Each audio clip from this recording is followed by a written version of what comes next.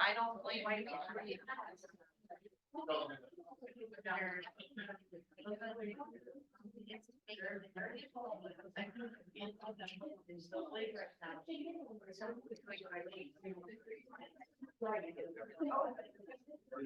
Yep. Have to have four voters.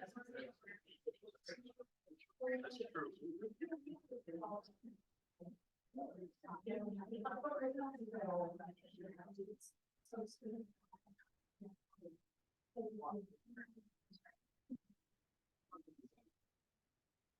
That is some right. It's been bad. But,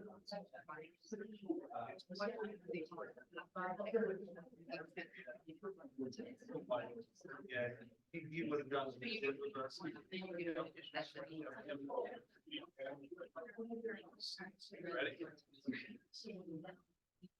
Okay, I think we're ready to get started. Let's rise for the pledge, please. I pledge allegiance to the flag of the United States of America and to the republic for which it stands, one nation, under God, indivisible, with liberty and justice for all. Thank you, everyone, for joining us tonight on this cold night. I wanted to take a moment before we get started just to address a clerical error. Back at the July meeting, our organizational meeting, we did discuss how we were going to organize our meetings for the year. And there was the general direction and the consensus was that we would move most of the meetings, all but 3, to the 3rd Monday of the month. Unfortunately, the wrong dates were read in that meeting for January. So today is the 3rd meeting, or the 3rd Monday of the month. So that's what we posted, and that's what we'll go with. And then we'll obviously do a much better job of monitoring any date changes between now and then. Now in the next meetings. Let's see, we'll get started. Item 1B, consent agenda.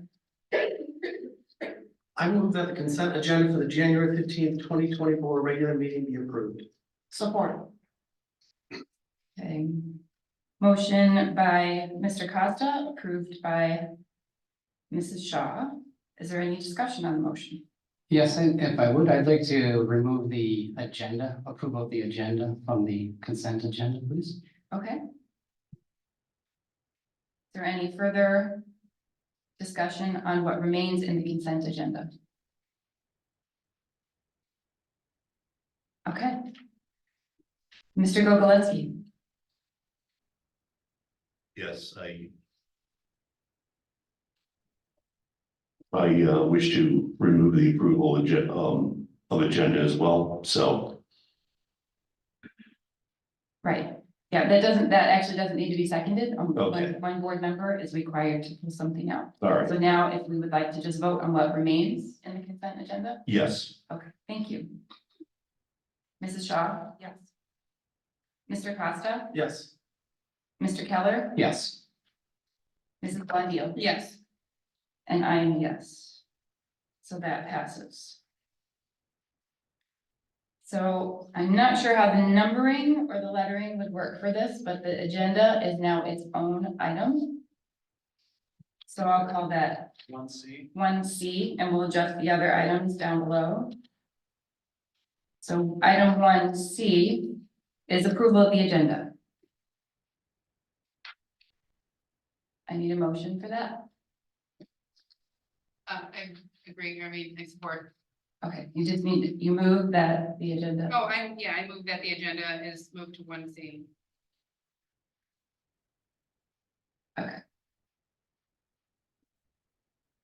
Item 1C, do you want me to make a motion? Yes, that's what I meant. Oh, I move that the approval of the agenda for the January 15th, 2024 regular meeting be approved.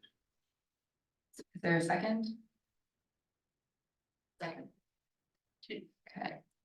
Motion to approve the agenda by Chris Costa and seconded by Mrs. Shaw. Is there any discussion on the agenda? Yeah, so I would like to separate items in 2A, revised policies. I'd like to move that those be voted individually.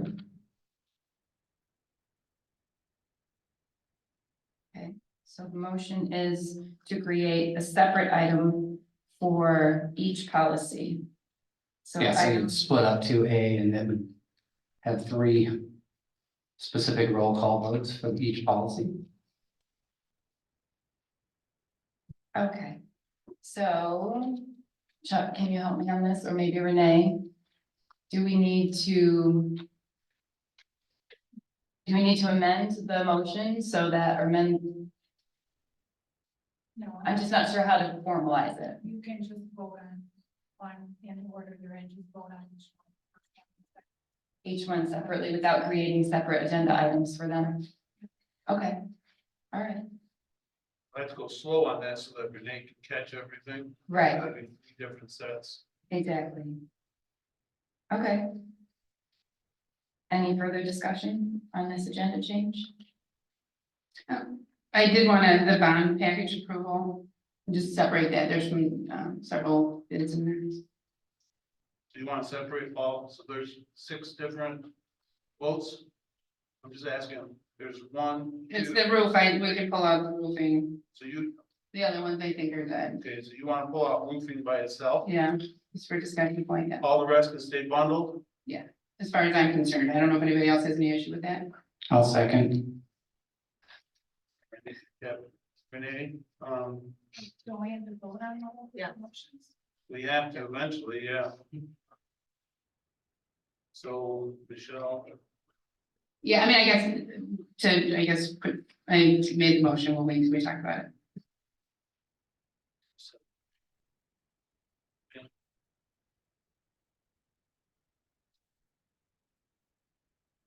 Becky seconded it? Yes.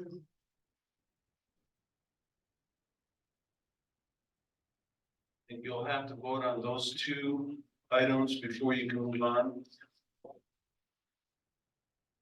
Okay, so, Let's do more discussion.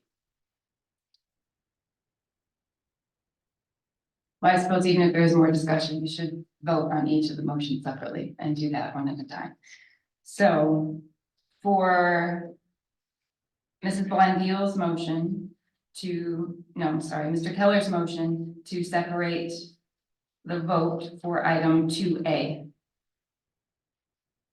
Did you have a second for that? I didn't note a second. Second. Thank you.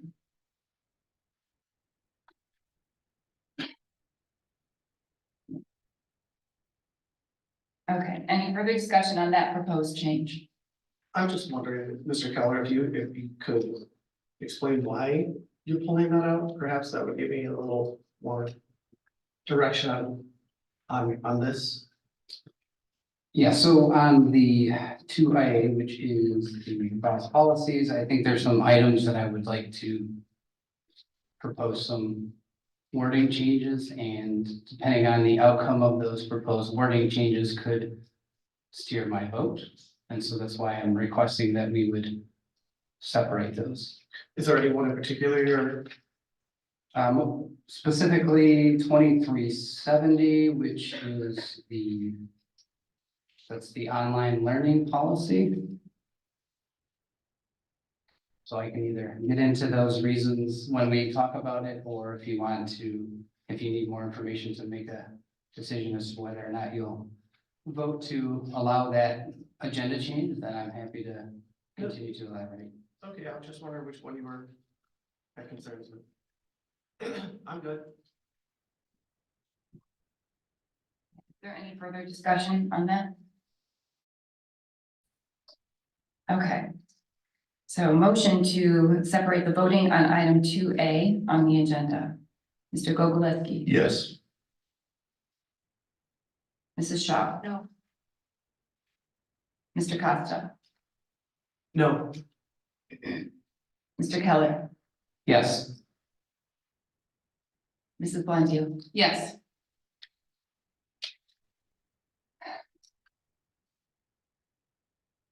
Just thinking through the process. If I vote no, it stays as is because we don't have a majority vote to make the change. Correct. Okay, just wanted to say that out loud. I guess I'm interested to hear the discussion, so I will say yes.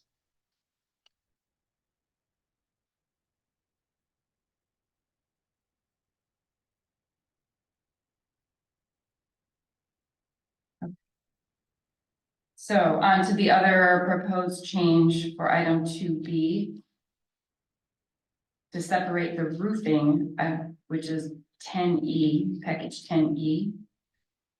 From the rest of the bond package discussion.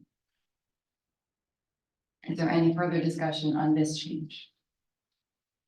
I guess my same question to Mrs. Blondell would be, it was you that brought up the roofing concern? Oh, yeah, I mean, it was just I wanna know, like, there's a big difference between the. Two bids and then one says incomplete bid, and I wanna have a discussion and maybe I can come up and talk about that. Cause there's $300,000 difference. Any further discussion? All right, then, we will vote now on this proposed change to item 2B to separate 10E from the rest of the bond package. Mr. Gogoleski, Yes. Mrs. Shaw, No. Mr. Costa, Yes. Mr. Keller, Yes. Mrs. Blandiel, Yes, and I am no. That passes. Is there any other discussion on the approval of the agenda? Yes, I have one more item. I would like to add to discussion tonight, an item to discuss policies and procedures for staff credentials. Second. Motion by Keller. Second by Blondell. And this is to discuss procedures for staff credentials. Correct.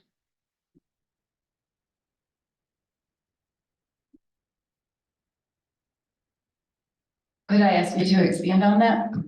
This is something that hasn't been taken, as far as I know, to committee or been brought forward before. Yeah, actually, the recommendation I'd like to make in the discussion forum would be to actually have a committee meeting to go ahead and kind of review our internal policies and procedures around staff credentials and making sure that as a district, we maintain compliance with state regulations. So, but to officially get there, I want to add it to the agenda. I see. Chuck, could you help me out with typical policy or procedure? I don't recall having a discussion item in a board meeting to then get something into a committee meeting. Is that typical? It's not typical, but usually it goes through the board president and the board president has a conversation and then might ask me to have a committee meeting, or I might, usually I call the committee meetings if there's an issue that we need to take care of, so if I'm aware of it. And I believe there needs to be a policy change, I would suggest a committee meeting, but it can go through the board, and certainly if Mr. Keller feels like he wants to add that as a discussion item so that you guys give direction to pull together a committee meeting to have that conversation. It could happen that way, so there's nothing that precludes it from happening that way. Okay, thank you. Is there any other discussion on the item? So are you just looking to have a committee meeting to discuss that? Personnel? Correct. Just wanted to formalize that request from the board to go back to the personnel committee to have that discussion internally, to just review things, and if there's anything that needs to be changed or potential recommendations, that those would come out of that committee meeting and brought to the board for further approval at a later date. I know Megan's not here. Did you happen to talk to Mrs. Blaylock about this or? I had not. Okay. Okay, anything else? I just wanna say that probably the reason we haven't done this before is because the change in the committees, right? Everything coming through the committee, so that's probably why we haven't been through this before, so we're working out the bugs, and I think this is a good way to get in the committee meetings, because that's how we want to handle it, right? Like everything goes through the committee, so it isn't a discussion point Generally, it's just making sure that it gets addressed. That was the directive, yeah. Yeah, sure. Okay. All right, hearing no other discussion, then we will vote on the proposed addition to the agenda to discuss procedures for staff credentials. Mr. Gogoleski, Yes, Mrs. Shaw, No. Mr. Costa, I'm a no, because I feel that we can add that to a committee. I think that committee meeting can happen without this, so I'm a no. Mr. Keller, Yes, Mrs. Blondell, Yes, and I'm a no. So that does not carry. Any other proposed changes to the agenda? Okay, then. We will vote, I will call for a vote to pass or to approve the agenda as amended with the two proposed changes that were approved. Mr. Gogoleski, yes, Mrs. Shaw, Yes. Mr. Costa, Yes. Mr. Keller, this is just to confirm we're just approving the agenda at the same. yes, approving the agenda with the two approved amendments. Yes, Mrs. Blondell, yes. and I'm a yes. We have an agenda. All right, so next item on the agenda is item 1C, Superintendent's Report. Thank you. Couple of things tonight. Today, then, our nation honors Martin Luther King Jr. His work to ensure that all people are treated with civility and dignity has strengthened the bonds between all people in the United States.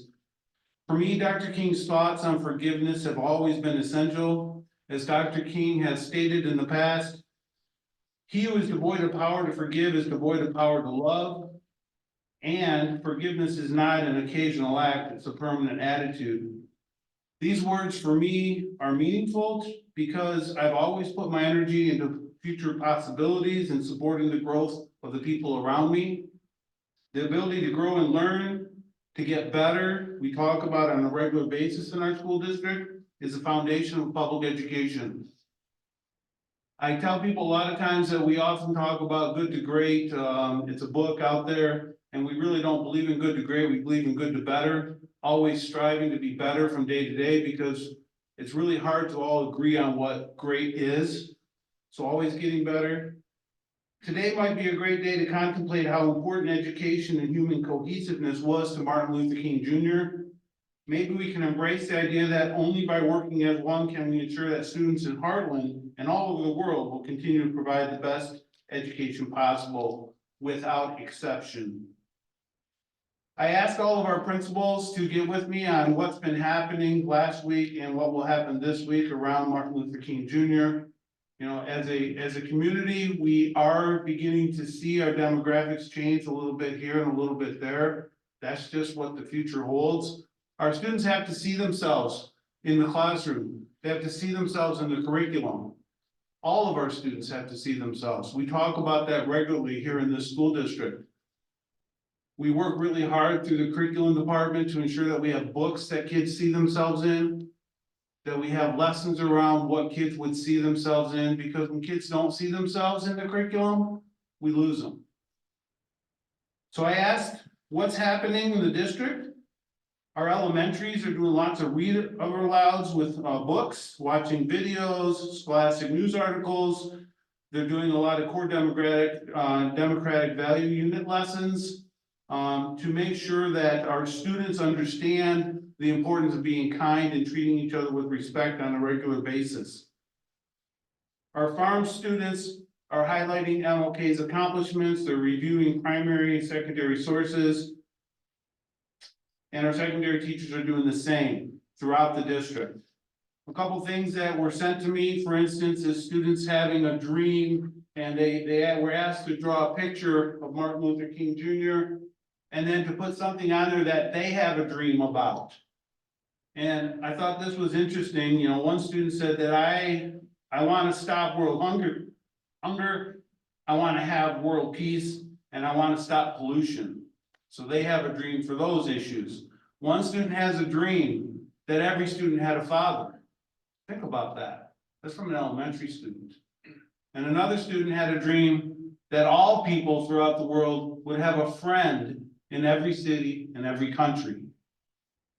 Pretty profound coming from elementary students. Another principal sent me a thing of posters that students wrote that they have posted in the hallway around Martin Luther King, I Have a Dream, where students were able to say again, types of things that they would have a dream and what they have on their minds. So lots of good opportunities through the district to learn from each other and to learn respect and kindness. And as I always said, to continue to look to the future and not the past. We get stuck in the past sometimes when there's so much possibility for the future.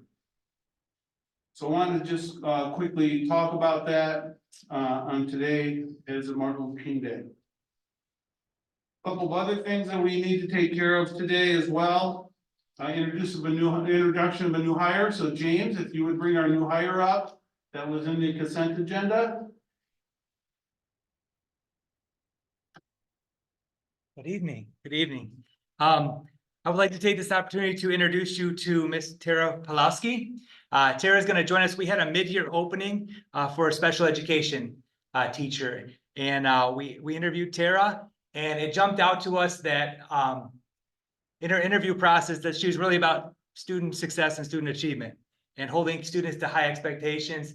And she's going to be a great fit for us. She's going to join us coming from Pinckney Schools. She's been with Pinckney High School for the last 3 school years, and going to join our special education team teaching co-taught Algebra 2, co-taught geometry, and co-taught global studies. So we are lucky to have her join us. Actually, one of our math department teachers highly recommended Tara because she co-taught in Pinckney with Tara and couldn't say enough great things about her and the work she does there. So we are lucky to have her, and pleased to introduce you to Tara. I just wanted to take a minute to thank you all for this opportunity. I'm really excited to become an Eagle, and thank you once again.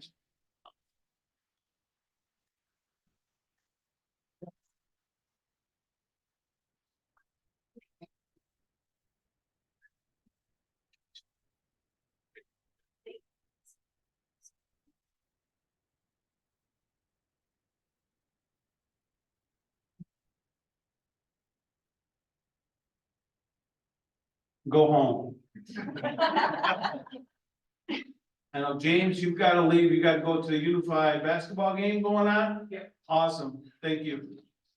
What a great night to have Unified basketball, by the way. You know, talking about everybody being treated with respect and equality. Our students are over there competing, so awesome. Lastly, MDE report cards. You might or might not know in the community that the Michigan Department of Education does publish report cards. They will no longer, after this year, it's my understanding, do the A through F grading system. We did get notification, I think I've shared with the community, that all of our buildings were considered universal buildings under the new grading system, which means that everything's going great. We do not have to get into any agreements or collaborative efforts with Livingston Education Service Agency, the State Department, or the Federal Department in regards to the education of our children. That means that our schools are performing at or above state standards. So we're at or above, I guess would be correct. So Dave, do you want to say anything about the universal grading system that is currently going to replace the A through F? Yeah, they basically, there's different categories. So one is universal, which means you're clean across the board, don't need any extra help. And there's 3 other categories that go kind of levels, where the state gets really involved with your school if you're really not where you should be, and then it kind of moves up to the universal. So none of our schools are anywhere lower than universal. We also just received our state report cards, the last run of report cards from the state. You know, we always have arguments or disagreements, I guess, with some people in the community on what that really means. At the end of the day, the only way our district can compare themselves apples to apples is with the state grading system and the state report cards. We have all these ranking systems out there, which we do very well in, as I've shared those with the community over the last year, in the top 10% of school districts regularly. But the report cards are how other people can look at this district compared to other districts, apples to apples. And all of our school buildings were rated A this year. The last year of the grading system, they're all A schools, and every single school was a reward school, which means it's a top-notch school building in the state of Michigan.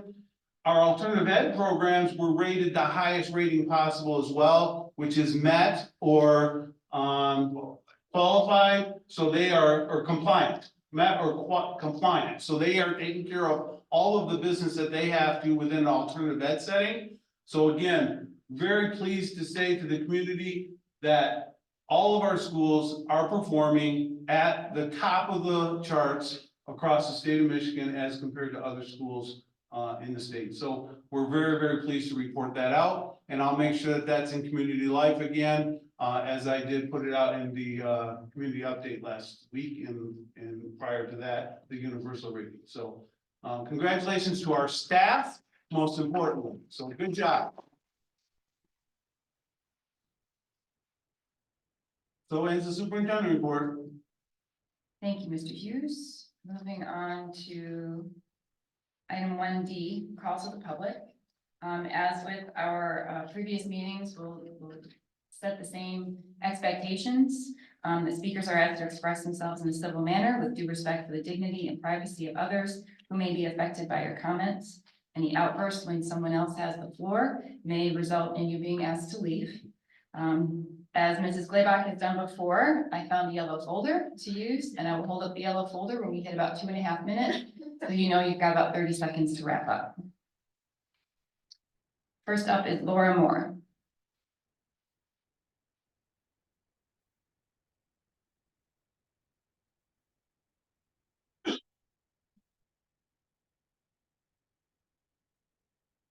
All right, start that clock. Here we go. Hi, it's January. It's Board Appreciation Month.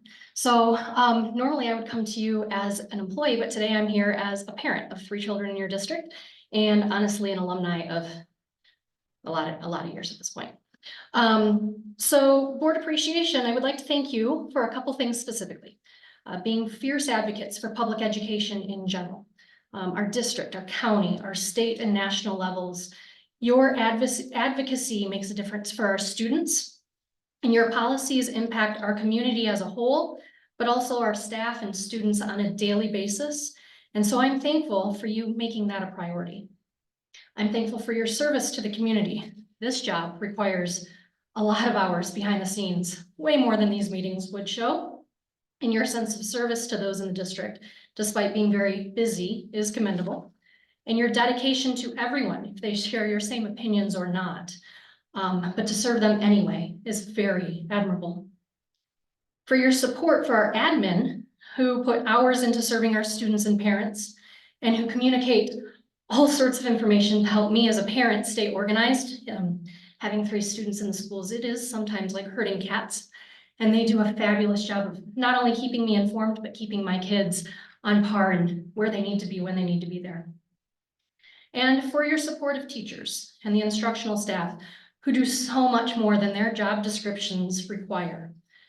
As a parent, I have numerous examples of staff supporting, challenging, comforting, guiding, and generally caring for my kids in a way that I didn't realize would warm my heart and support me as a parent in the way that they do. They're imperative in our proverbial village. And so I would be lost without them. So I appreciate very much your support. In short, I appreciate the work that the board does. Thank you.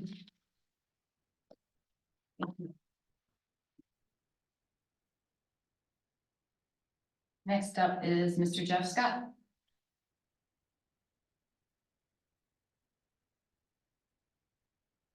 Good evening. On Friday, Mr. Hughes got very, very upset with me and some other parents in the community because we were making some comments on the Heartland Facebook page, the school Facebook page, specifically about two issues that he didn't want discussed in public. So I'm going to take this opportunity to discuss those issues in public. Number one is the simple fact that this district scheduled a board meeting on MLK Day while under investigation by the DOJ for administrators being insensitive to racial issues. I'll be honest, at first I blame the board as you open up this meeting.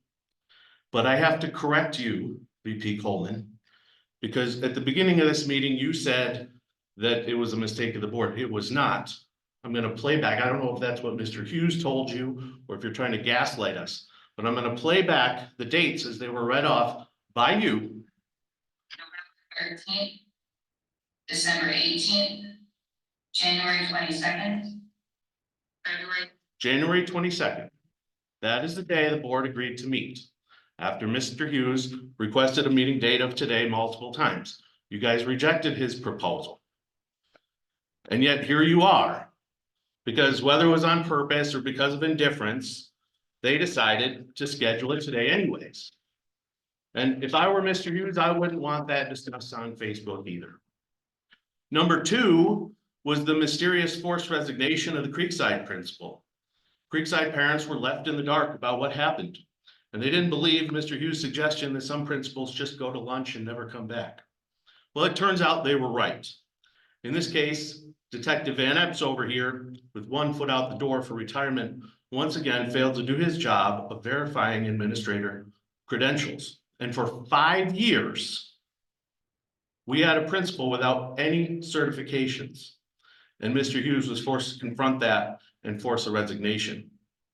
Now, there's a good chance that the Department of Education will claw back funds in excess of 6 figures from this district because of this error. And you know what? If I was Mr. Hughes, I wouldn't want that discussed on Facebook either. But it's not up to him. Heartland created that Facebook page years ago as a public forum. And under the eyes of the law, it is the modern day town square. And one tyrant cannot show up on the town square and demand everyone shut their mouths and go home. We have First Amendment protections guaranteed to us by the Constitution. So here tonight, I will make it very clear. Mr. Hughes, we will not shut up and go home. We will exercise our God-given rights, whether you like it or not. And our rights don't care about your feelings. I call on this board to do the right thing and demand that Mr. Hughes open up public comment on social media immediately and put structures in place to forbid a tyrant from ever doing this to parents again. We need a leader in this community that can lead the district without finding it necessary to infringe upon the rights of the members of this community.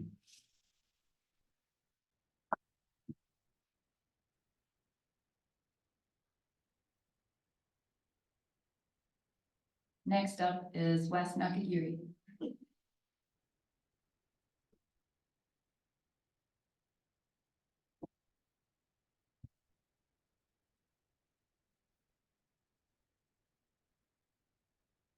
Thank you very much. I too wanted to extend a congratulations for the school board week.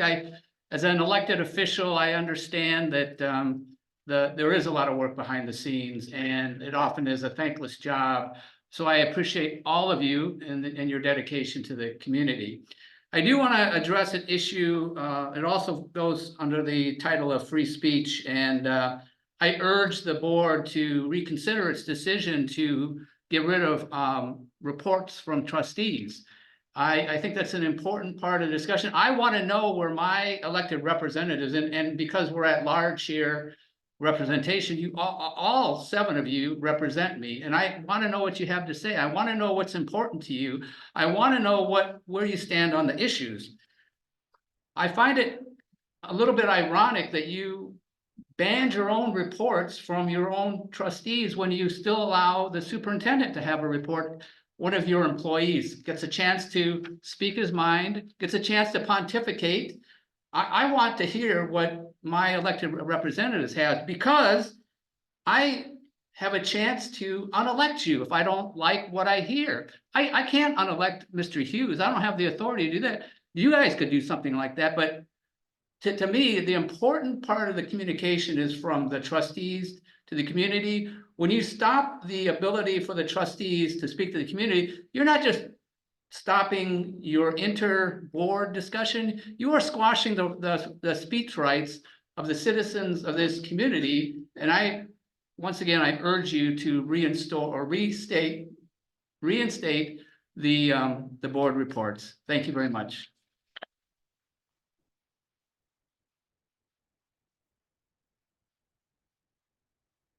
Angela Yarber.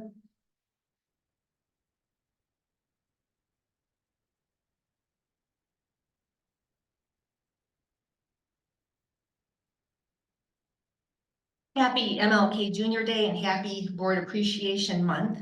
My name is Angela Yarber. I'm a Heartland resident and mom to 2 Heartland grads and a current Heartland freshman.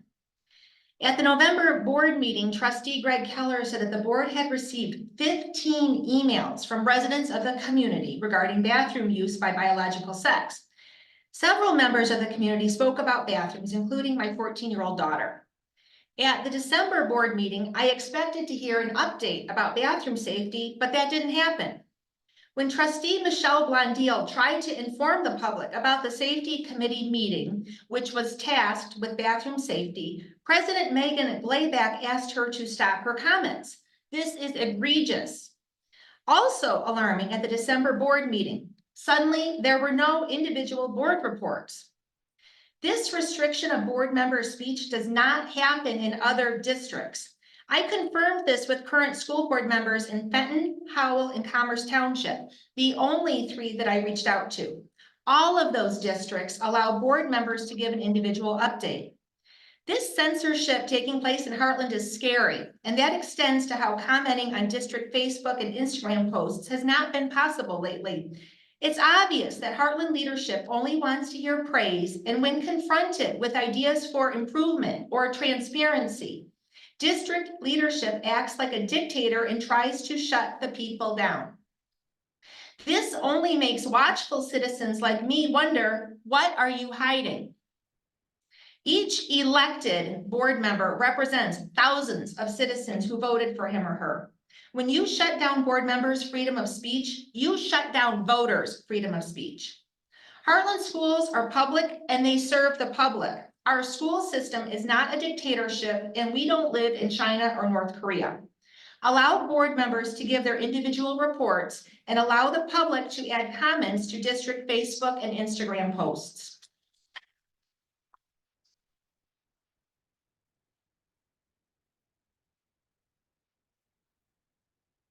Ellen Nicotine.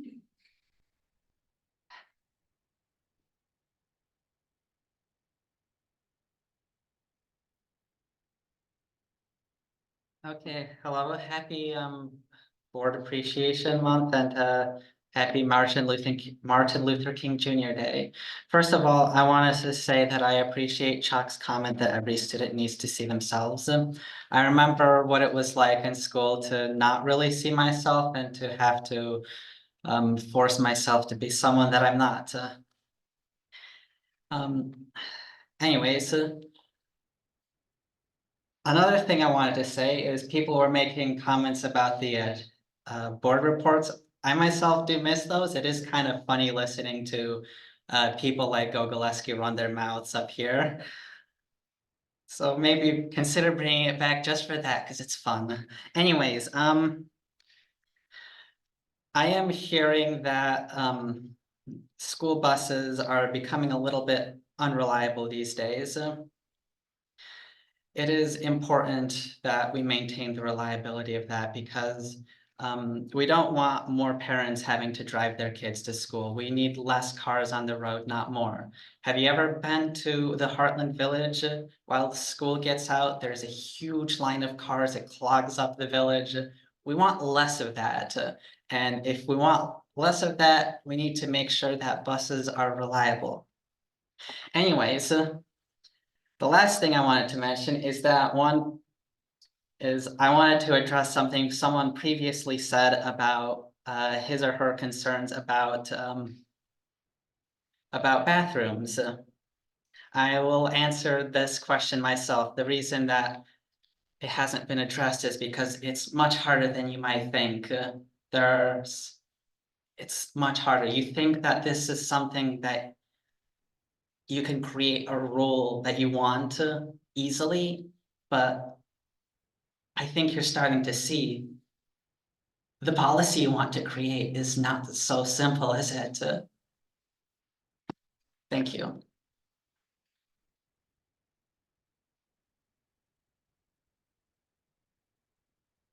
Okay, that was the last one for call to the public. Moving on to item 1E, committee and building reports. As in our previous meetings, one board member will have the floor at a time. Please keep your comments to your committee and building reports, as Mrs. Glaybach had instructed, and as we started with last month. To my left, does anyone have a building or a committee report? Just regarding committee reports, I think, just backing up earlier, when Mr. Keller was trying to talk about having a committee meeting. Maybe I need some clarification. I thought that was the directive of Mrs. Glaybach. I thought that What was the directive? to make sure that everything goes through committee and that we do things that way as opposed to maybe discussing them individually. Right, to bring new items Yeah. for discussion. Yeah. And to provide proposals for the board to decide on, yes, that the directive is to put those things through committee. Okay. So if you're on a committee and that committee has met since our last meeting, that I believe is the intention for this spot on our agenda. So, okay, I'm just confused as to why 3 would vote against putting that on the agenda. As Mr. Keller requested. I'm not sure what the policy is here. I'm not following your concern. Well, Mr. Keller wanted to make it official and put it in the meeting minutes that he had a concern regarding employee qualifications. Sure, which is something that can be addressed in committee. Right, and to put it in the minutes that there was a request to put it in committee. What was that not what should be done, or? I'll have to defer to Mrs. Glaybach on that. Do you have a committee report or a building report to share with us? Well, I just have just one thing to say, that it was not a function of the board to restrict the speech of board members. That was done unilaterally. So also the free speech regarding the Facebook posts, that was not done by the board as a whole, just so everyone's aware of that. Thank you. Mrs. Shaw, do you have something? No. To my right, I believe we had a finance committee meeting. We did.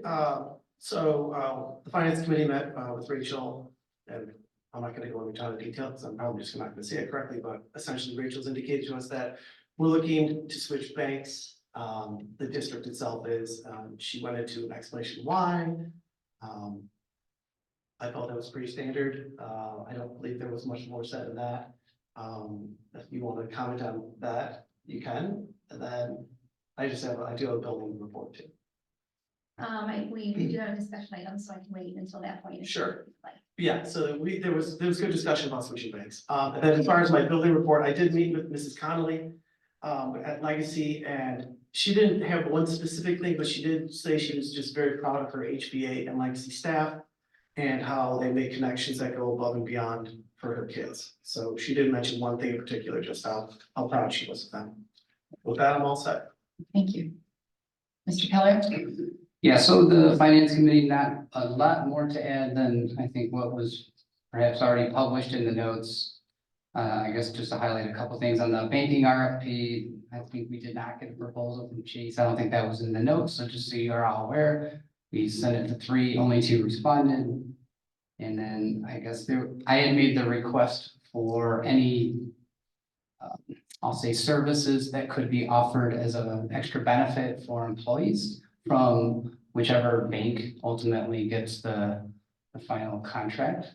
So I think that's something that the team was gonna look into, just so we could potentially, in addition to changing banks, there could be an added benefit for our employees with this change. And so just wanted to point that out to everyone here. The other item I think that we talked about was the budget revision.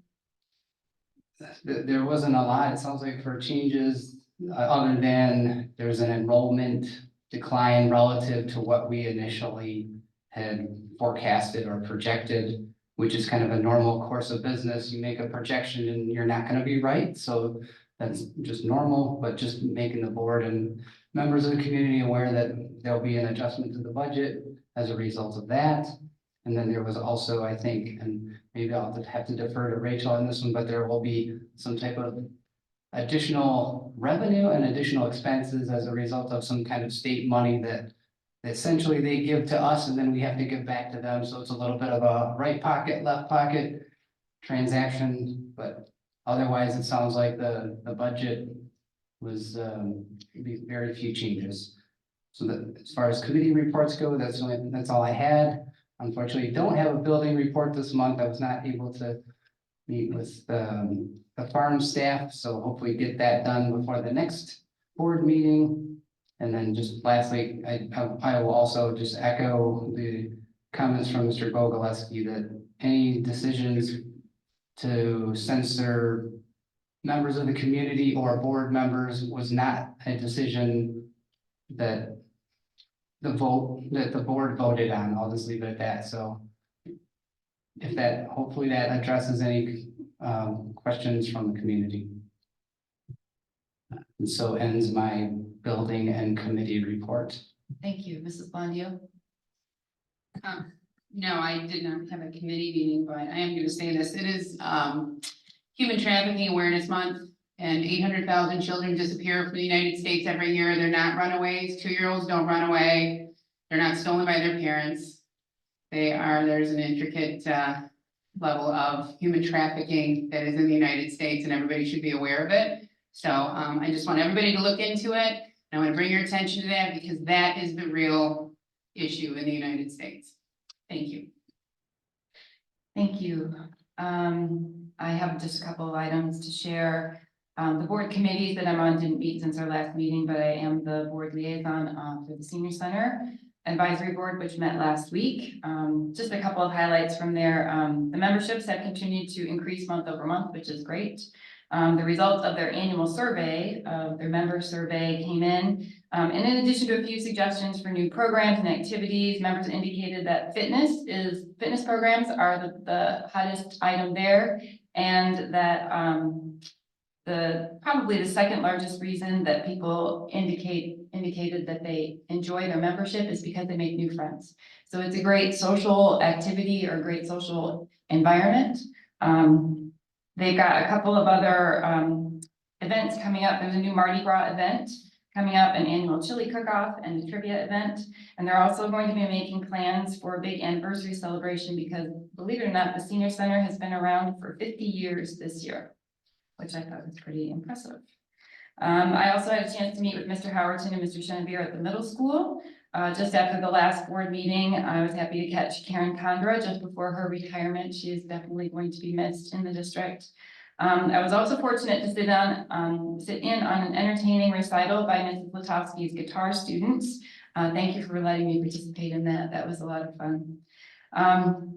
If you don't follow the middle school on social media, you should. Mr. Howerton does a fabulous job sharing all the wonderful things that students and staff are doing. A few of the highlights include a clean sweep for a recent competition for our quiz bowl teams.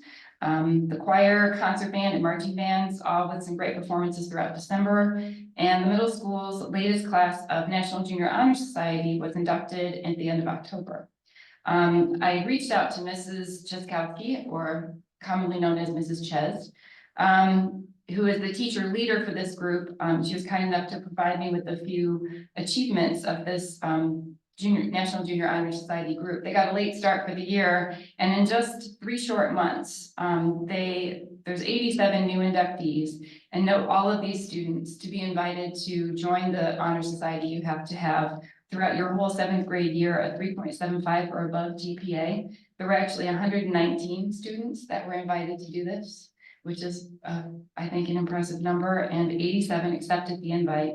Those 87 kids were expected to log 4 to 5 hours of service hours in the first semester, and they blew that out of the water. That would have been, say, around 400 hours, and they logged 655. So this is helping out, whether it's friends and neighbors in their church, someone in the community, other events going on in the school district. These kids are pretty amazing. They made and delivered Christmas ornaments to residents in the local assisted living facility. They hosted a pajama party for 50 JK to fourth graders at the middle school right before Christmas.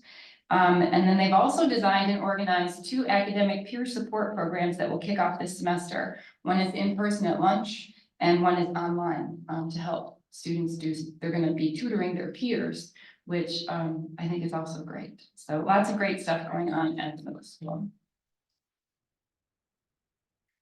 Okay. Moving on from committee and building reports. Next up is item 2A, revised policies. So I'll just read, we're gonna do one at a time, correct? I move that the Board of Education, upon the recommendation of the superintendent, the CFO, and assistant superintendent personnel and student services, approves revised policy 6320 purchasing.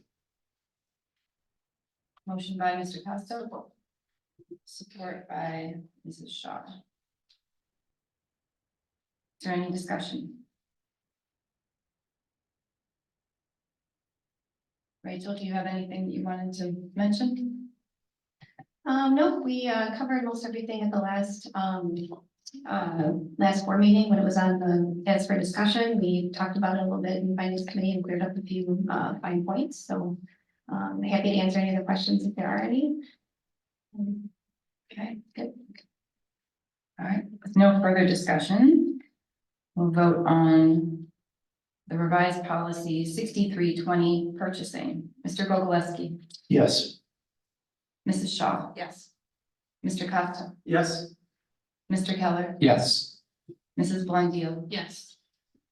and I am a yes. That motion passes. I move that the Board of Education, upon the recommendation of the superintendent, the CFO, and the assistant superintendent of personnel and student services, approves revised policy 2370.01 online blended learning program as presented and discussed. Support. All right, motion by Mrs. Shaw, supported by Mr. Costa. Is there any discussion?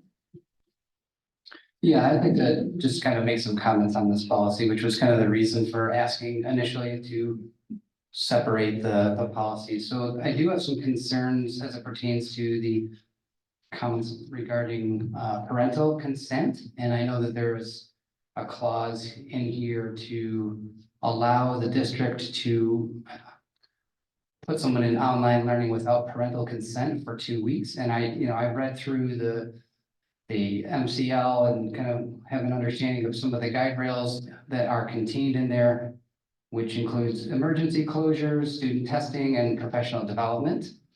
And personally, my concern on that is I think beyond just emergency closures, I would like the district to say, that we would only enact or invoke that type of scenario in an emergency, and because I think professional development can be scheduled around, and so I don't see a need that we would have to unilaterally put a student in online learning. Same for testing. And so I don't know if we can amend the policy as it's written to include or at least exclude student testing or professional development from that clause. And then additionally, I want to add that if we do that for emergencies, that, we're still going to take reasonable efforts to notify the parents as quickly as possible.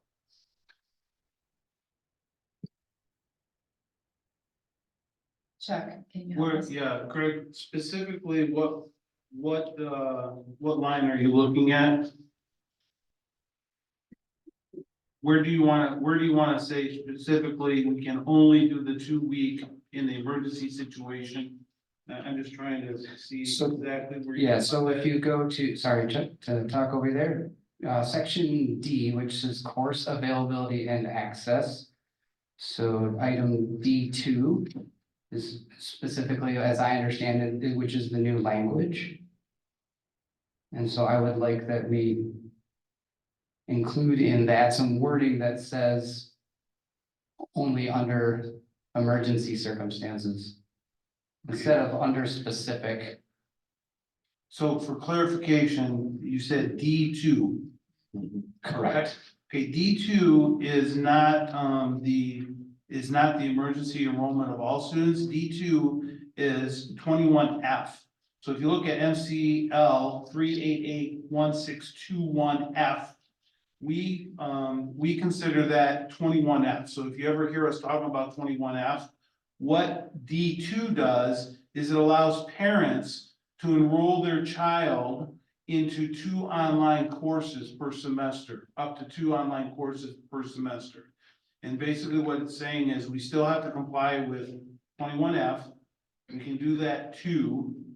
And then, okay, so then I'm reading the last part of it, which allows the district to provide online instruction for not more than 15 days per school year under specific circumstances. So 21F, I, as a parent, can request 2 online courses. I have to get permission if they're under 18, right? So we got that covered. So permission if they're under 18, if they're over 18, they can do it themselves, technically. But the last line, so if we did under specific circumstances, if we just said under, emergency shutdown, what verbiage could we put there that says we would only exercise the emergency 15 days for what? Act of God, like our snow days are act of God days. What kind of language would you like to see there? So that's where I'm, I guess, suggesting that we would list it as an emergency or, act of God day. Facility emergency. Correct, we talked about pipes bursting, things like that, that obviously you can't schedule those. Building catches on fire. Okay, so if we end that sentence with, the district could go to 15 days per school year under, facility emergencies. Or acts of God, however you want to define Can that. I ask, like, so what's the reason for that? Why is it getting added now and what's the reason? Yeah, because, the state is basically saying that, remember, you have to have, so many hours of instruction, 1098, I believe it is, Scott, and you have to have so many days of instruction in order to meet the guidelines to get your full, per pupil allotment per child. So what they're saying is, let's say, if you remember a couple years ago, we had all those really cold weather days. And so we were over 6, which is our allotment, and the governor had to waive them. In this case, the governor could say, technically MDA could say, you could have gone online for those cold days, provided instruction to kids, right? Or your building shut down because you had a water main break.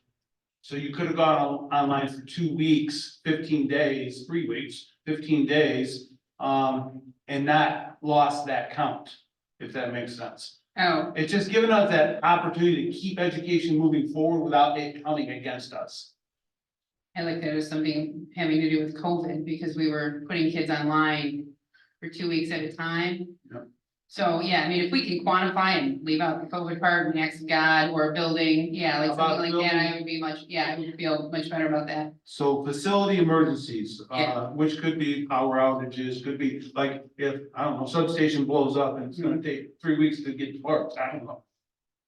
I think Mr. Metzger's got. Can I make a plug for testing? Why testing is there? Because the state requires us to give those state assessments for PSAT, SAT, especially the ones at the high school and the ones at the middle school.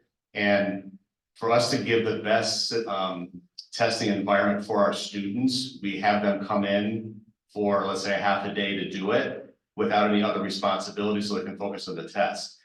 We haven't had to do that yet, but I could see a scenario where we don't have enough hours or minutes where we would have to maybe do an online half day for students to do something above and beyond the testing day. just to provide better testing environment, so they're not going to school a whole day. We haven't had to do it yet, but I can see a scenario where that might happen. So do you see us in that scenario though, where it would not be possible to get parental consent? Because I think that's the concern is the lack of parental consent. I understand the need for some of these circumstances, but If they don't give parental consent for that half day, then they wouldn't be in session. I don't know if that would have an impact on the amount of students we have here on a particular day, which is an issue. I don't know, Scott. Calendar is prepared and clock hours are calculated. And it's a matter of baking that into the existing calendar. So that wouldn't come into play here because we already have a calendar and clock hours. Correct. How it will play out in the future, I can see your point as to, but you wanna give notice. Want to give us advance notice and plan around it, I think. That'd be the best outcome for parents. I think why it's in there to begin with is the state knows a lot of school districts around the state do that around testing. Just to make sure that there's days where kids are just coming in, focusing on the SAT and not having to go a full day of school, but they can come in a little bit later, have a good breakfast, take their test, go home. It's not, it's so the kid has a better testing environment. A lot of school districts do it. So I think that's why it's there. So 15 is the maximum, which is why it's noted in here. 15 is the maximum by the state that they can miss. I don't fully follow the whole testing half day thing and how that goes online. So they leave here and then go get online at home? Is that what Some you're districts saying? do that. We haven't had to do that, but a lot of districts do that where they don't have maybe the hours or minutes in the calendar taken care of. And so they make sure that they can't take a half day off of school. So they'll do an online to give them the best testing environment in school and then go home and do something for the rest of that day. Okay, maybe if we put someone in here that can't be consecutive. Right, like I understand, because you can't go get everybody's signature if you want to give the kids a half day to go home and get online. But like, maybe like put something in here, like it can't be consecutive or after 5 days, parents need to give authorization or something, like limiting the ability to put the kids out for like 15 days at a time or something, right? You can't be more than 5 days consecutive or 3 days consecutive without parental authorization or something like that. Well, I think testing is different. I think if we're talking about facility or acts of God, that would not be apparent. Parental consent wouldn't be needed anyway if the building is closed. Right. Or there's an act of God, or I don't think parental consent would come into play with that. It would either be building or district wide, right? Correct, Mr. Hughes? Yeah. I mean, it would be. I just want to say, like, for the parents, like, parents need to know if their kids are put online so that they can monitor it. I mean, maybe somebody else has, kids that are completely dedicated and want to sit down and work, but other parents, we have to monitor our kids and say, hey, did you do that? And I think that's what the parental consent comes in for me. Is that the parents understanding, even if there is a building and the kids are at home, they need to understand that there is something for the kids to do. Just an email, but maybe you put the consecutive thing in there. So I'm sorry, is the concern communication to the parents? Because obviously the parents That's one would of still be them. notified. Okay. Yeah, that's one of them. And Not then necessarily- consecutive, like I said, I'm reliving the whole COVID thing where we would put kids out, not we, but the school district would put kids out for 10 days at a time. Right, and you didn't get parental consent for that and they went online, so something like that, I don't think we want to relive that, so that's why I think we should put some restrictions in there for consecutive days. That's what I'm. So what if we said this, so while you guys are talking, I'm trying to wordsmith this. So to finish that sentence, which allows the district to provide online instruction for not more than 15 days per school year. Under facility emergencies, period, then add a sentence. The district may exercise this option for special circumstances, but not 2 consecutive days. Example could be state testing.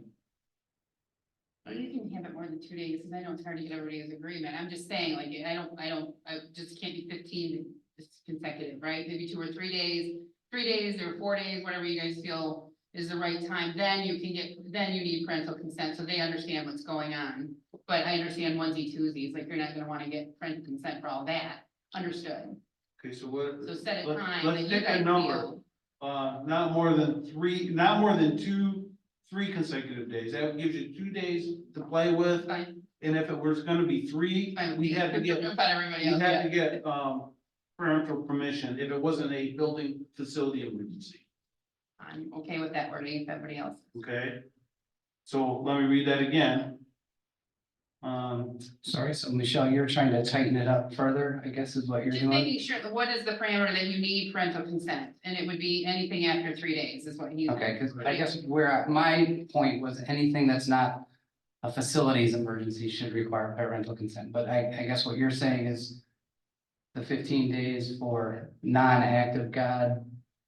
Yeah, just recognizing that, like, if they're gonna, like what Mr. Minsker was talking about, like the half day, we can't expect everybody to go out and get parental consent for a half a day or 1 day.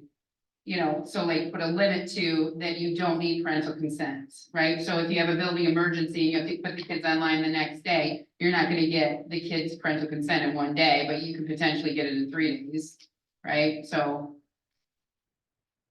again, if you're getting consent for you're wanting to get parental consent for a building emergency, but it's gotta be done within 3 days? Anything over 3 days, because then the parents, you know what I mean, like the parents will be, let it be known that something happened in the school, they're gonna know, they'll get an email, they're online, but some parents don't read it. So you have to get, after 3 days, or if it's anything longer than 3 days, you need parental consent. If it's not a building facility Not a issue, building, right, that's the difference. So I I wanna think, make sure. yeah, I think what Michelle is saying is she's okay with, Michelle, I'm not trying to talk for you. You're okay with up to 15 days for facility emergencies. That happens, it happens, we gotta do what we gotta do. but I still think that we should get parental consent after 3 days, even if it's a building thing, because. But what if you can't bring the kids back no matter what? No, but it's okay, but I mean. How do you put a stop to, how do you make sure it's not consecutive without parental consent? Because again, my concern is that parents don't know that kids are supposed to be doing stuff online. Right, like you need, like, maybe you don't need parental consent, but you can say if it's a building, you know, like. Make sure that you send out emails daily that kids are supposed to be doing stuff online. I don't know, just keeping them up to speed, because when they, you know, I mean, truth be told, they fell behind when they were quarantined. So it's not necessarily consent, it's notification. That's what That might be a Yeah, I mean, difference. that could be for the building, but yeah, but I mean, if it's anything other than a building. Something, then yes, I believe we do need parental consent to keep them involved. So, again, I'm trying to get a handle on this. I'm trying to address Greg's concern that, 15 days for facility emergency. I'm okay with 15 days if it's a building emergency, but I just wanted to strip off the other items that the MCL, what is it, 1621F allow, which was professional development and testing. I think those are all schedulable and still should require parental consent. So what happens if we need to do it and the parent says, no, I want my kid in school? So you would say, all the, for instance, juniors take SAT. And we try to give them the optimal testing environment, less noise, less movement in the building. And we say to the other 3 groups, 9th, 10th, and 12th, you're gonna have a half day at home doing online learning. Here's what you're gonna do during that time, so we can let our juniors test. And all those parents, and 50% of those parents say, no, you're going to school. I'm just saying. So now we can't create that optimal testing environment at all, is what you're saying. By saying, no, we're just gonna make this decision, this is what you're gonna do. Where I heard Michelle say, that's okay as long as it's not 3 consecutive days. So I think there's a difference in thought process there, that's all. Yeah, that's my opinion. I don't know if anybody shares it. That's how I feel about it, so you can. It's consecutive days that bothers me. Chuck, can I add something? Back to the conversation, I appreciate this discussion. Another variable, I'm sorry, my mic's not. Oh, okay, sorry. So thank you. Another variable, could be, sometimes we exhaust all 6 of the forgiven days before April. It can happen. And then you're faced with how do you make up that time because you're required to by the state. And then you're looking at adding on days at the end.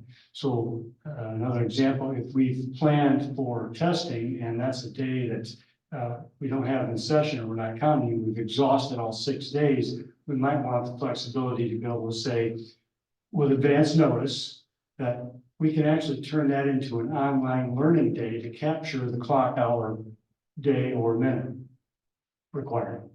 Just another variable. So does that mean that you would be okay, if, like the 3 days, if it's like what I'm suggesting is like, if it's more than consecutive 3 days, I mean, I understand, was it like 2 years ago, I think we had the frozen days where it was like 0 degrees for 2 weeks, oddity, right? But we can put something like that in there, but everyone understood, right? Like, you call the school off and you say online learning. I mean, I guess if it's consecutive for something other than an act of God or a building, right? And like this falls under both. That would work for testing. I'm good with that. So if we added the last sentence, and again, Greg, this is not, I think you tried to get rid of this. But I hear Michelle saying, well, she's kind of okay with it, so I'm just trying to. We got you covered with facility emergencies, that covers you and your concern. Michelle, we cover with the district may exercise this option for special circumstances, but not to exceed 3 consecutive days without parental permission. If you guys, I mean, if that's what you think it's set, like, I think it's reasonable. Is it reasonable? I mean, I think so. because that would cover quite a bit. It wouldn't happen very often. We have a motion on, okay, so the motion on the table is that, the change being that facility emergencies only for the 15 days and adding a sentence in there that says the district may exercise this option for special circumstances for not more than 3 consecutive days without parent permission. If we ever get into trouble, we can always come back and visit it, right? Yeah, all right. Is there any further discussion? So just to clarify to our Mr. Minsker on the other, this isn't gonna put us in some type of situation where we won't be able to count days or give kids tests and, okay, wonderful. I'm ready. Okay, so the motion is to approve policy 2370.01 for online learning with the discussed changes and amendments. Mr. Gogolewski, Yes. Mrs. Shaw, Yes. Mr. Costa, Yes. Mr. Keller, Yes.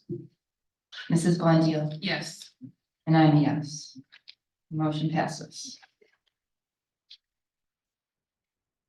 I move that the Board of Education, upon the recommendation of the superintendent, CFO, and Assistant Superintendent of Personnel and Student Services, approves revised policy 8531, free and reduced meals as presented and discussed. Support. Motion by Chris Costa, support by Cindy Shaw. For policy 8531, free and reduced price meals as presented. Is there any discussion? Outstanding. All right, we vote for this as presented. Mr. Gogolewski, Yes. Mrs. Shaw, Yes. Mr. Costa, Yes. Mr. Keller, Yes. Mrs. Blandil, Yes. and I am a yes. That motion passes. Okay. Moving on to item 2B, bond package approval.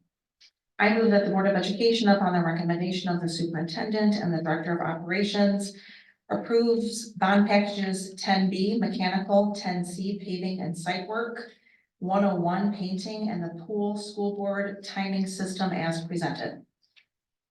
Support. And motion to approve all but one of the bond packages. Let's see, from Cindy Shaw, seconded by Chris Costa. Is there any discussion? All right. Mr. Gogolewski, Yes. Mrs. Shaw. Yes. Mr. Costa. Yes. Mr. Keller. Yes. Mrs. Blondell. Yes. And I'm a yes. That motion passes. Need a motion for the second part? I move that the Board of Education, upon the recommendation of the superintendent and director of operations, approves bond package 10E roofing. Support. Motion by Mr. Costa, support by Mrs. Shaw for bond package 10E roofing. Is there any discussion? Yeah, it looks like Matt's coming up, so we'll give him a minute. All right, good evening, board. Yeah, so there were some concerns regarding the low bidder. So this is Ryan from Bart Mallow, in case there's any questions I can answer. But Shayna Roofing was the low bid on this project. Through the post-bid interview, we determined that they missed a large scope of work for the high school soffits, the EFS soffits and stucco soffits on there. They also missed the allowance that was part of that package. And so their bid was deemed incomplete. And so that's why the recommendation from Bart Mallow or myself is not to accept the low bid and to move to the next comparable bidder, which is the roofing company listed in the board packet tonight. How much was the allowance that was missed, and did all the other bidders included the same amount? Yeah, it was 30,000 allowance. And we did a post-bid interview with Advanced Roofing, and they included everything. And do we know what the soffit piece that they missed? Do we have any kind of I mean, is there anything that leads you to believe that that makes up the difference? That's the work on the pool soffit area? I would think so. I think that was the big difference. That soffit includes them having to hire a subcontractor to redo the EFS and rebuild the structural integrity of that soffit from the water damage. So on some of those other bids, was that item that was excluded Included? detailed out, I guess, so that you could kind of get a rough idea of what? We didn't ask them to difference break it is? out, no. Okay. They just missed it. I have No, I'm saying, sorry, in advanced bid, for example, the one we're recommending, did their breakdown include that work? Their bid number included all of it, yes. But it wasn't broken out specifically to Yeah. identify what that number is, no. Because we didn't think anyone would miss it. It was part of the overall scope and the design. So it specifically wasn't asked for a separate quantifiable number. So I guess as a, general rule, when someone doesn't include all their information in their bid, can you just kind of help explain what we have to do in order to make sure it stays a fair and equitable policy for all of the companies that are involved? Because obviously, if there's a bid that, if we could talk through it with them and we realize, they're still coming in cheaper, but they just missed something, and how do we judge that without redoing the bid package, or, I guess just trying to look for some understanding there. So when this happens, usually we just move on to the second low bid. Shayna has said that they cannot do the project for the price given if it included the soffit and the allowance. So they are withdrawing their bid. Okay. Well, that's slightly different than what's represented here. So if that's the case, I'm just asking next time if it's an incomplete bid, so that's what drew the questions to it. So if they if they took back their bid, like, I would like to see that if that's the case. Cause like, No problem. I think Greg as well, there's several of us involved in really large bids. And usually there is some level of discussion that goes into each bid to make sure that everybody's scope of work is there. Some people, if they mistakenly forgot it or something, you don't have to give them a value. You can say, hey, you forgot that, do you want to resubmit? And Ethically, we can't do that, and I believe legally we can't do that because the numbers are public. So as soon as the numbers come in, everybody knows each other's overall number. So if we were to go to Shayna and say, you forgot this large portion of the bid, They could come in $1 less than advanced. So your bids are online, like, Yes. we can go and look at the full bids? Yes, That's interesting, I'm sorry, I didn't know That- that, I that- think that that's I what- might have to do that. that spreadsheet is representative of what we receive and what we send out to contractors after the bids come in. I Okay, so you actually, see the public, like the public, I guess. When you say it's announced publicly. it's announced how? Microsoft Teams live event. I Oh. post that on our, we go through Building Connected. Oh, It's the software we use. And so I publish a live event through there. It's also published through the state website. So So anybody, is it a live, like, bid? anybody Live can, bid, just anybody wait for can, tooling, okay. yep. So all bids are locked until the minute that the bids are due. I unlock them. They're represented on the screen and everybody sees each other's bids. So how do you know that Sheena left out a big portion of it? Is it? We do a talked post-bid about in the interview. bid? No, not during the bid opening. We schedule a post-bid interview that includes the architects and the engineers, as well as Matt and ourselves, Bart Mello, and review everything that they included, and what they didn't include in their bid. Okay, so you'd already called them, interviewed fully and went through the whole bid and they said, oh yeah, we forgot that, we can't do it, and, okay. Hold on, okay, So I think what I heard you say, Ryan, is it would be unethical at this point in time to do anything other than what we've done and what our recommendation is, because if we went back to Sheena and say, hey, you missed that, give us your number, instead of Advanced Roofing being awarded the contract at $1,215,380, Sheena could come in and say, okay, we'll do it at $1,215,379, right? And now that would be unethical because they just won the bid because the numbers were out there great, for I everybody. didn't know it was an online bid, Yeah. but now I know better, yeah, I mean, I'd like to get a link to that, if I can see those, I mean, I know after the bid's over, it's closed, you get to review the bids? Mhm. Oh, okay, Well, I think the other relevant piece of information that wasn't initially noted was the fact that they withdrew their bid, Yeah. so. That I didn't to know me that. makes it I didn't very know that. simple to diagnose, to understand, so thank you. okay, thank you for the explanation, I feel, thank you. Very good. I'm gonna stay up for the next one just in case. Is there any further discussion on bid package 10E? And I do have one more that Matt might be able to answer, how many people bid on this? So it's in your board packet, but I think it was only 3. Yeah, 3 for that Oh, that they package. just got- okay. Yep. So just those three, okay. Correct. Right, thanks very much. Okay, Mr. Bogoski. Yeah, can you state the, Absolutely. So this is the motion to approve bond package 10E roofing as discussed. yes, Mrs. Shaw, Yes. Mr. Costa, Yes. Mr. Keller, Yes, Mrs. Blondell, Yes, thank you. and I'm a yes. Motion carries.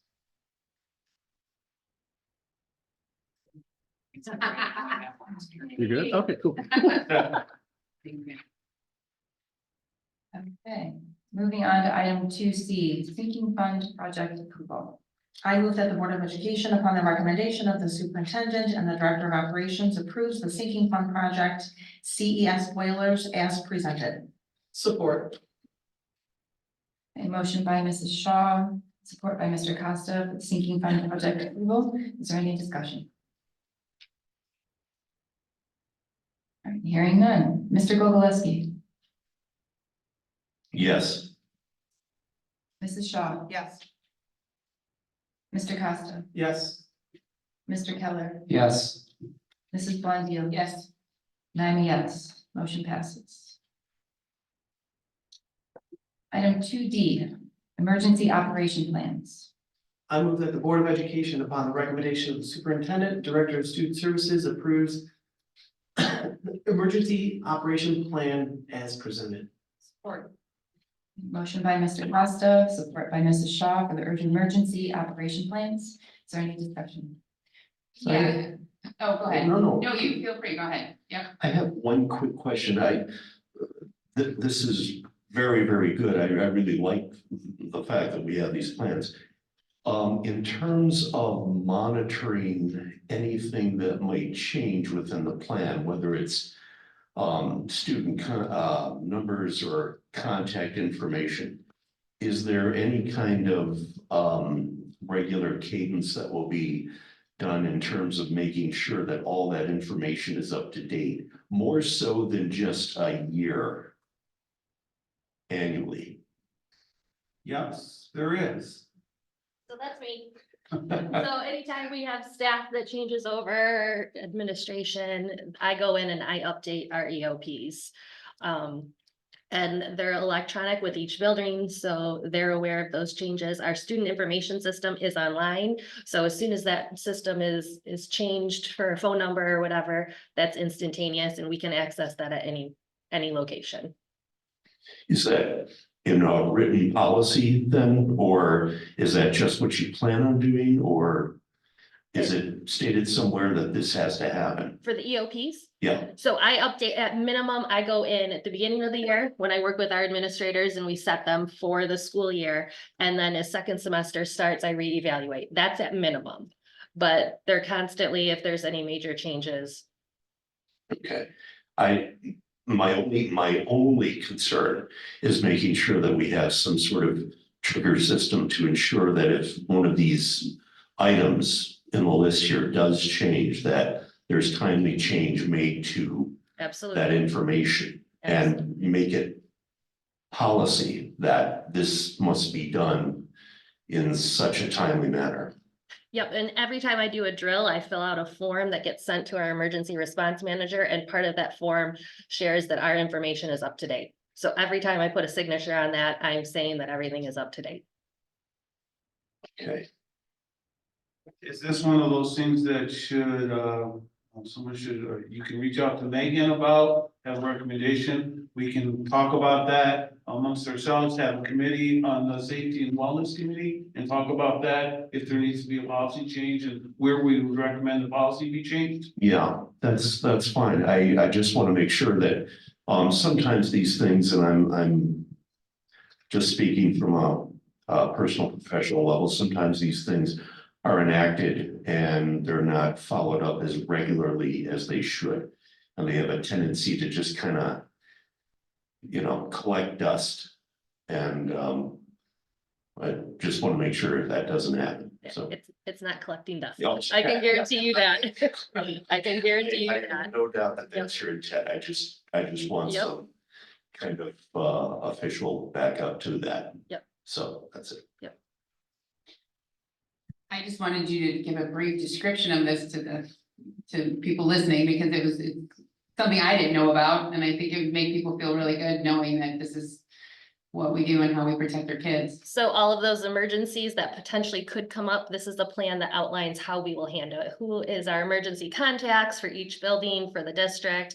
It goes through our safety and security, our checklist for classrooms and what teachers should have posted in there. It goes through what we would do for a fire, what we would do for a tornado, what we would do in an active shooter situation. So it addresses all of those issues. And then it gets approved through the Michigan State Police every other year. So this is a year that it was approved through Lieutenant Sura, and he signed off on each individual building. So he goes through, he reads them, and he acknowledges that they work. And I'd like to add that these books are located in areas so that responding officers or responding people can get to the book. Yep, And they can understand get to- what the procedures are, where the building, and the layout of the building, the number of students, which is what Glenn was focusing on.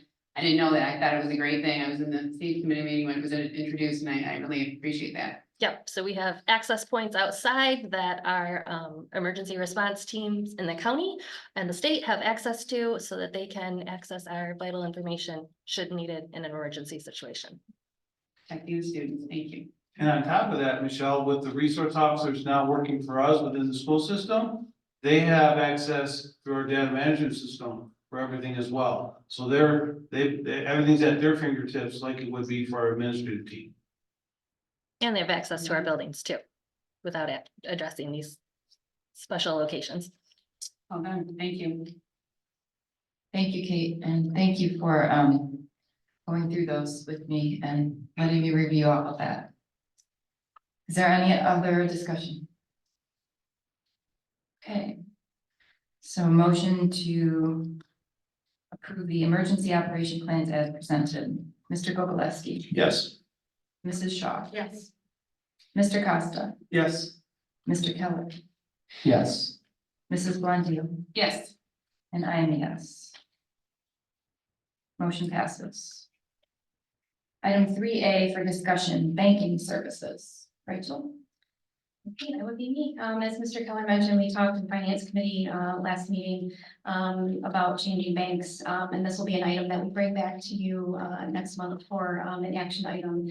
But we currently bank with PNC, and over the last year, they have, closed down this branch to receiving cash. They are solely what they call service provider. So if you want to open an account or take out a loan, you can go there and do that. However, when you have cash deposits, you cannot take them there, which is a problem for us because we still do collect a lot of cash throughout our district. As much as we have lessened the amount of cash that we have around by moving to more electronic payment methods, the fact is that we still do have cash that we need to take to the bank. And it is a lot for our people that have to drive to Brighton every week to make that happen. So it's important for us to find somebody here that has a branch that's local. There's only 3 local branches here, right here in this area. We have Chase, Bank of Ann Arbor, and Huntington. Chase did not provide a proposal. Bank of Ann Arbor and Huntington provided a proposal to us. And so we really went through these proposals pretty thoroughly. We want to make sure that we're making the right decision because this is not something we want to do every 2 years. We want to make sure that we are finding a bank that we can have a long-term relationship with and provide us the best value and the best services for that. And so we looked at a number of factors within that proposal. We met with both teams from the banks, and after a thorough vetting process, we really liked Bank of Ann Arbor's proposal overall. They provided great value. Their service team was very strong. They come highly recommended from other districts in the area that use them. And so we're recommending that we move forward with switching banks to Bank of Ann Arbor. Anything else to add? Anyone? No, I'll just echo Rachel's comments. She walked us through. The finance committee was a very detailed process that the team went through, so I appreciate their efforts to look under any stone for potential cost savings opportunities for the district. So good job to Rachel and the team. Awesome, thank you. Item 4A, excuse me, future meetings, February 19th, 6:30, right here. Item 4B, any informational items? Yeah, I'd just like to remind everyone that tomorrow evening from 5 to 7 at the high school, there is a career and technical education fair regarding trades and non-traditional college post-high school programs. Take advantage of it. A lot of good information. If your child is not taking a more traditional college path, this would be a very good thing to attend. Thank you. Anyone else? Okay, we are adjourned. No.